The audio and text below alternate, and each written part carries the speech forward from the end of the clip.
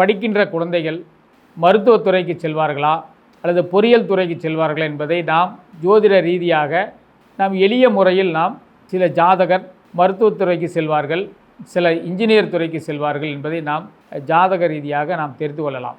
அப்படி பார்க்கும்போது எவரொருவர் ஜாதகத்தில் லக்கணத்திற்கு 2ஆம் இடத்தில் மாந்தி இருந்தாலும் சரி அல்லது லக்கணத்திற்கு 10ஆம் இடத்தில் மாந்தி இருந்தாலும் சரி, நிச்சயமாக அவர்கள் குடும்பத்தில் மருத்துவர் உண்டு.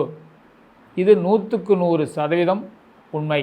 அது மட்டும் இல்லாமல் ஒருவர் இறந்துவிட்டால் இறந்தவருக்கு கடைசி வரை அந்த ஈமச்சடங்கு என்று சொல்லக்கூடிய அந்த ஈம காரியம் யார் ஒருவர் செய்கின்றார்களோ அவருடைய குடும்பத்தில் நிச்சயமாக ஒன்று மகன்களோ அல்லது பேரன்களோ அல்லது அவர் குடும்பத்தில் அல்லது அவருடைய வம்சத்தில் நிச்சயமாக மருத்துவராகக்கூடிய வாய்ப்பு உண்டு. அதனால் நீங்கள் பிரேதம் எதுவாக இருந்தாலும் சரி, நீங்கள் அடக்கம் செய்தால் நிச்சயமாக உங்களுக்கு வரக்கூடிய அந்த சந்ததிகள் மருத்துவத்துறையில் சிறந்து விளங்குவாங்க.